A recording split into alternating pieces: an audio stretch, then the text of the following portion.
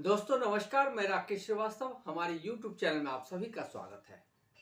आज की कहानी सुनाऊं उससे पहले हरियाणा से आई एक खबर आपको सुनाना चाहता हूं। हरियाणा के भिवाड़ी में एक महिला, रवीना नाम की महिला, अपने पति प्रवीण के साथ रहती थी।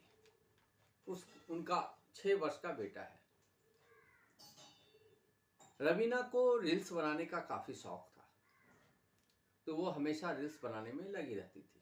पति को इससे परेशानी थी। वो बार बार टोकता था कि रील मत बनाओ, बाकी काम पर भी ध्यान दो, लेकिन वो उसकी कोई भी बात नहीं सुनती थी। इसी दौरान रवीना की मुलाकात एक दूसरे यूट्यूबर रील्स बनाने वाले से होती है। उसका नाम था सुरेश। बाद के दिनों में इन दोनों में दोस्ती बढ़ती है। दोस्ती बाद में प्यार में तब्दील हो जाता है। उसके बाद जब प्रवीण घर पे नहीं होता है तो सुरेश का आना जाना शुरू हो जाता है। इसी दौरान एक दिन प्रवीण ने सुरेश और रवीना को आपत्तिजनक अवस्था में देख लिया। इसके बाद झगड़े होने लगे और झगड़ा इतना बढ़ गया कि रवीना ने दूसरे कमरे से एक दुपट्टा लाकर प्रवीण को के गले में लगा दिया और उसका गला घोटने लगी। इसके बाद दोनों ने मिलकर, यानी सुरेश और रवीना ने मिलकर प्रवीण की हत्या कर दी। हत्या करने के बाद कहा यह जा रहा है कि दोनों ने उसी कमरे में शारीरिक संबंध बनाया और उसके बाद रात करीब 12:55 पे सुरेश ने बाइक निकाली और बाइक में रवीना प्रवीण के लाश को लेकर बैठती है और बैठने के बाद कुछ सब दूर जाने के बाद उसके शव को एक नाले में फेंक कर निकल जाते हैं। उसके बाद कई दिनों तक वो पुलिस स्टेशन के चक्कर लगाती है कि मेरा पति कहीं गुम हो गया है, वो मिल नहीं रहा है, और काफ़ी रोना धोना करके ये जताने की कोशिश करती है कि उसे काफ़ी दुख हुआ है। पुलिस भी हकीकत से अनजान रवीना की बातों को सुनकर प्रवीण को ढूंढने में जुट जाती है, लेकिन प्रवीण का सुराग नहीं मिल रहा था। लेकिन और दूसरी तरफ रवीना लगातार पुलिस पे आरोप लगा रही थी कि वो अपना काम अच्छे से नहीं कर रहा है, इसकी वजह से उसका पति नहीं मिल रहा है। इसी दबाव के बीच पुलिस ने उस एरिया के सीसीटीवी फुटेज को खंगाला। जब सीसीटीवी फुटेज को खंगाला तो ये पूरा मामला खुलकर सामने आ गया।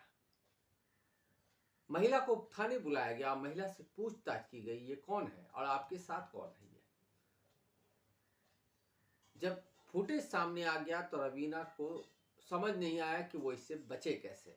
आखिरकार पूरा मामला खुलकर सामने आ गया। तो ये एक कहानी थी जिसमें पत्नी ने प्रेमी के साथ मिलकर पति की हत्या कर दी। ये मुस्कान टाइप की ही कहानी थी और इस टाइप की कहानी हर दिन सामने आ रही है।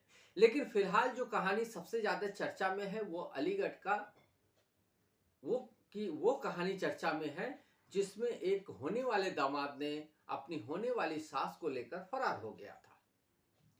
बुधवार को पुलिस की तमाम कोशिश के बाद दोनों हाथ आ गए। पुलिस का दावा है कि उसने राहुल, यानी होने वाले दामाद, और सास अनीता देवी दोनों को नेपाल के बॉर्डर से गिरफ्तार किया है। जबकि राहुल का दावा है कि वो दोनों ने खुद से ही आत्मसमर्पण किया है। अब इन दोनों के दावों में सच्चाई क्या है ये आने वाले दिनों में साफ हो पाएगी। लेकिन महत्वपूर्ण ये नहीं है कि पुलिस ने गिरफ्तार किया या ये दोनों खुद आ गए। मामला सबसे दिलचस्प ये है कि दोनों सामने आने के बाद महिला ने जो मीडिया कर्मियों से बात करते हुए बयान दिया है, उसमें उसने खुद साफ रूप से कहा है कि वो घर से जिस तरह से जेवर और पैसे लेकर भागने के आरोप लगे हैं वो गलत है, वो पूरी तरह से गलत है। और महिला ने दूसरी तरफ एक बात साफ कर दी कि वो अब राहुल के साथ ही रहेगी, वो अपने पति के साथ नहीं रहेगी। उसका आरोप है कि उसका पति दिन भर शराब पीता है और उसे मारता पीटता था। साथ ही जब वो दामाद से फोन पे बात करती थी, यानी होने वाले दामाद से जब फोन पे बात करती थी, तो उसके साथ उसके रिश्ते जोड़कर उसे गंदी गंदी गालियां दी जाती थी। इसी से तंग आकर उसने आखिरकार राहुल के साथ भागने का फैसला कर लिया। ये तर्क भी गले उतर नहीं रहा है कि आखिर 20 वर्षों से जब वो शादीशुदा जिंदगी जी रही थी, तो शराब पीकर मारपीट करने का ये मामला अब उसे क्यों पसंद नहीं आ रहा था, या अब उसने ये कदम क्यों उठाया।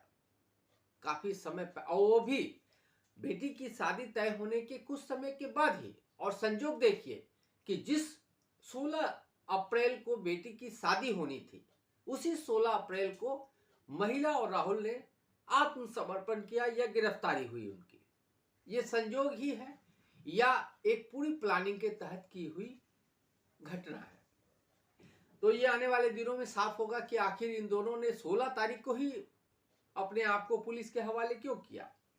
लेकिन एक तरफ महिला ने जो बयान दिया है उसमें उसका आरोप है कि पति उसके साथ जाति करता था, मारपीट करता था, शराब पीकर रहता था और सिर्फ 1500 रुपया देकर उसी से घर चलाने के लिए कहता था। हर दिन उससे हिसाब मांगा जाता था। इससे वो काफी तंग आ चुकी थी और अब वो राहुल के साथ ही रहना चाहती है। उससे पूछा भी गया कि भाई अब तलाक आपने नहीं लिया है, लेकिन फिर ऐसे में आप साथ कैसे रहेंगे। लेकिन उन्होंने कहा कि हम तलाक का बाद में देख लेंगे, लेकिन हम साथ ही रहेंगे, बाद में शादी भी कर लेंगे। दूसरी तरफ राहुल से जब बातचीत की गई तो राहुल ने कहा कि महिला को काफी परेशान किया जा रहा था, काफी वो मतलब दुखी थी और उसने खुद से ही सामने से फोन करके कहा था कि मुझे ले जाओ, नहीं तो मैं अपना जान दे दूंगी, भाग जाऊंगी कहे। तो इसकी वजह से मैं उसके साथ चला गया और हम लोग बिहार के पहले लखनऊ गए, उसके बाद बिहार के मुजफ्फरपुर में रुके हुए थे। उसके बाद हमने आत्मसमर्पण कर दिया है। अब आगे की कार्रवाई पुलिस देखेगी।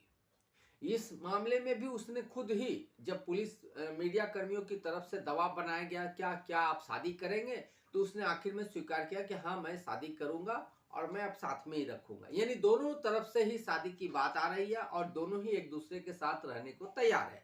लेकिन इस मामले का सबसे दिलचस्प पहलू यह है कि इसी राहुल पर जो महिला के पति है जितेंद्र, उसने एक आरोप लगाया था कि ये इससे पहले भी 2 महिलाओं को लेकर फरार हो चुका है। यानी उसका जो कैरेक्टर है वो इसी टाइप का है। क्योंकि जब राहुल का मामला सामने आया तो कई लोगों ने फोन करके महिला के पति को बताया कि उसने इससे पहले भी कई घटनाओं को अंजाम दिया है। जब इस संबंध में राहुल से पूछा गया तो उसने कहा कि ये एक मामला है जिसमें हरदोई की एक महिला थी जिसके साथ वो भागा था, लेकिन वो सिर्फ एक दिन की बात थी और वो मामला पंचायत के द्वारा सॉल्व आउट हो गया। यानी इससे पहले भी राहुल एक महिला को लेकर फरार हो चुका है। दूसरी महिला की बात वो डिनाई कर रहा है, लेकिन एक महिला के साथ वो फरार हो चुका है, वो उसने खुद स्वीकार किया है। तो ये पूरा जो मामला है अब खुलकर सामने आ गया है। महिला सामने आ गई है और वो उसने कहा है कि अगर वो पति के साथ नहीं रहेगी, पति रहना चाहे तो अपने बच्चों के साथ रहे, मैं राहुल के साथ रहूंगी और राहुल ही अब मेरी जिंदगी है। उसने रोते हुए पुलिस के सामने हाथ जोड़ते हुए कहा कि उसे राहुल के साथ रहने दिया जाए। अब उसे कोर्ट में पेश किया जाएगा। दोनों को कोर्ट में क्या सुनवाई होती है, कोर्ट की तरफ से क्या निर्देश दिए जाते हैं, क्योंकि इस मामले में कोर्ट की और पुलिस के पास भी ज्यादा कुछ बचता नहीं है, क्योंकि चोरी की जो आरोप लगाए जा रहे हैं उसको वो डिनाई कर रही है, पहला। दूसरी बात है कि दोनों वालिद हैं, दोनों ने खुद से भागकर साथ रहना पसंद किया। ऐसे में कानून की नज़र में वो कोई बड़े अपराधी तो है नहीं। अगर वो साथ रहना चाहते हैं तो कानून उन्हें रुकावट पैदा नहीं कर सकता है, उनके लिए रास्ते कठिन नहीं बना सकता है। लेकिन इस मामले में 2-3 चीजें जरूर सामने आनी चाहिए कि एक तो शादी से एन पहले महिला फरार हुई और उस पर आरोप लगे कि वो चोरी के जो घर के जेवरात है और पैसे हैं वो लेकर फरार हुई है। वो कहाँ है और वो पैसे कहाँ गए? क्या जितेंद्र और उनकी जो बेटी जिनकी शादी होने वाली थी, उन्होंने महिला पर इस तरह के जो आरोप लगाए हैं वो झूठे आरोप लगाए हैं? पुलिस को इसकी भी जांच करनी चाहिए क्या महिला सचमुच पैसे लेकर या ज्वेलरी लेकर नहीं गई है? क्योंकि वो बता रही है कि 200 रुपये मेरे पास थे, ये जो मंगलसूत्र लटक रहा है बस यही था और साड़ी जो पहनी थी यही था, इसके अलावा मैं कुछ भी नहीं लेकर गई। और दूसरी तरफ राहुल के भी उस के बारे में भी जांच करनी चाहिए कि राहुल का कैरेक्टर अब तक कैसा रहा है। क्या राहुल को लेकर जो आरोप लग रहे हैं कि इससे पहले भी वो 2-3 महिलाओं को लेकर फरार हो चुका है, क्या उसमें सच्चाई है? आखिर राहुल ने बार बार ऐसी घटनाओं को अंजाम क्यों दिया? क्या राहुल और अनीता के बीच प्रेम संबंध है या कुछ और है? क्योंकि आने वाले दिनों में अगर दोनों साथ रहते हैं और उसके बाद कोई मामला सामने आता है तो वो समाज के लिए घातक साबित हो सकता है। इसलिए जरूरी है कि इस पूरे मामले की तह तक जांच होनी चाहिए। फिलहाल दोनों पुलिस की हिरासत में हैं और उन्हें कोर्ट में पेश करने की तैयारी की जा रही है।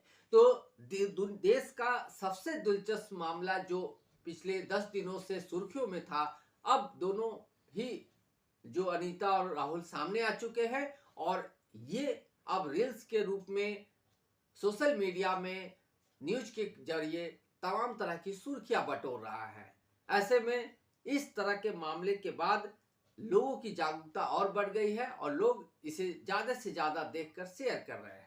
आज के लिए बस इतना ही। अगर आप हमारे श्रोता हैं तो आप हमें जरूर लाइक और सब्सक्राइब करें। तब तक के लिए नमस्कार।